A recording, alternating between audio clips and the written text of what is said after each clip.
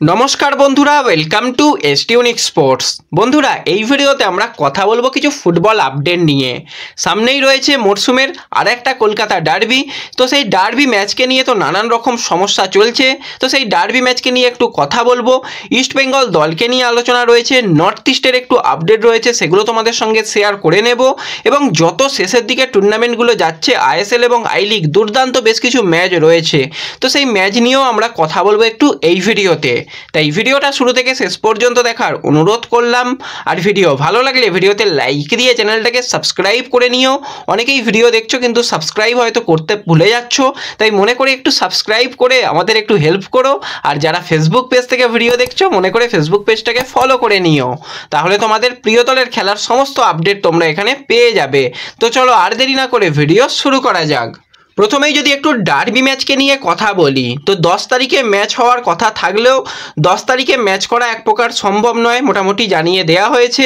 তবুও কিন্তু কালকে বেশ কয়েক দফায় মিটিং চলে এখনও পর্যন্ত কোনো রকম ফাইনাল আপডেটের দিকে আসা যায়নি। 9 তারিখের একটা ডেট ভাবা হচ্ছে।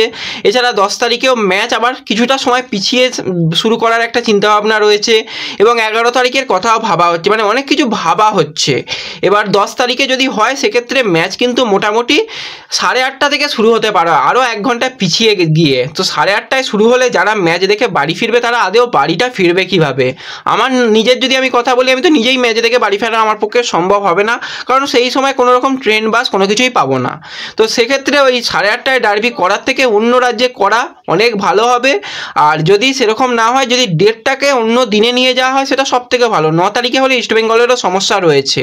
6 তারিখে ইস্টবেঙ্গল গোয়ার সাথে ম্যাচ খেলবে, 7 তারিখে তারা হয়তো ফিরবে, 8 তারিখ মাঝখানে একদিন টাইম পাবে, আবার 9 তারিখে ম্যাচ, তাদের জন্য চাপ।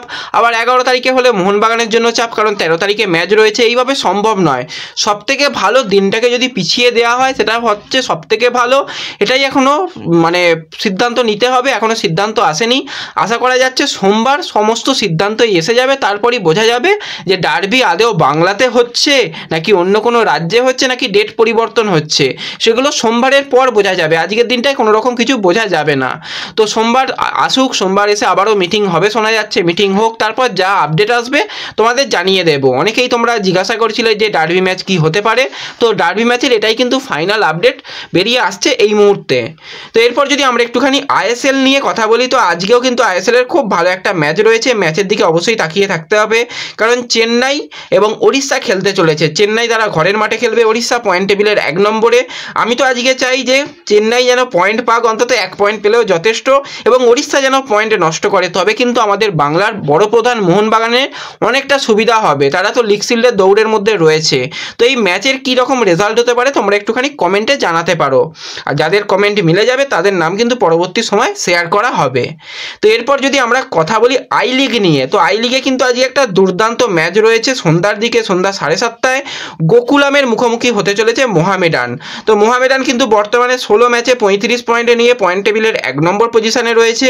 গোকুলাম তারা একটা বেশি ম্যাচ খেলেছে, তারা 17 ম্যাচে 32 পয়েন্ট নিয়ে রয়েছে পয়েন্ট টেবিলের 3 নম্বর পজিশনে। তো আজকে যদি মোহামেডান 3 পয়েন্ট পায় তারা কিন্তু অনেকটা এগিয়ে যাবে বাকি দলগুলোর তুলনায় এবং আই লিগ চ্যাম্পিয়নের দাবিদার থাকবে। গোকুলাম লাস্ট ম্যাচ তারা হেরে গেছে, কিন্তু গোকুলাম দলও খুব ভালো দল, তারা যেরকম ফুটবল খেলেছে। তো অবশ্যই এই ম্যাচের দিকে তাকিয়ে থাকবো। আর যারা যারা ম্যাচ দেখতে চাও তারা কিন্তু চ্যানেলটাকে সাবস্ক্রাইব করে রাখো। ম্যাচ শুরু হলে কিন্তু আমি ম্যাচের সমস্ত ব্যবস্থাই এখানে করে দেবো, কিন্তু এই ম্যাচটা সকলে দেখো। আজকে এই ম্যাচটার দিকে সকলে একটু দেখো যে তারা কতটা ভালো ফুটবল খেলে, বিশেষ করে মোহামেডানের জন্য একটু সাপোর্ট করো, তাহলে কিন্তু আজকে দিনের শেষে ভালো রেজাল্ট আসবে বাংলার আরেক বড় প্রধানের।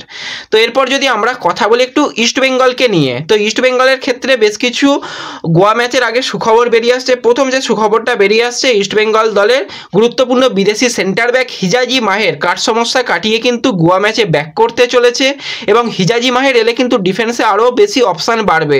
আগের দিন আলেকজান্ডার কিন্তু খুব ভালো ফুটবল খেলেছে, এটুকু বলতেই হয়, যেরকম তার লাগলো ফুটবল, এবং তার পাশে লালচংনুঙ্গাও কিন্তু খুব ভালো মানিয়ে নিয়েছিল।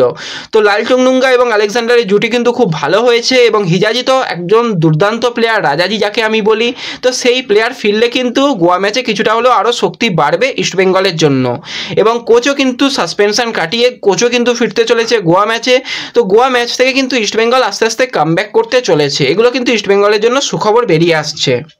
এরপর যদি আমরা একটুখানি নর্থ ইস্ট ইউনাইটেড এফসির দিকে তাকাই, তো নর্থ ইস্ট কিন্তু তাদের একজন বিদেশি প্লেয়ারকে ছাড়ার চিন্তাভাবনা এখন থেকে শুরু করে দিয়েছে।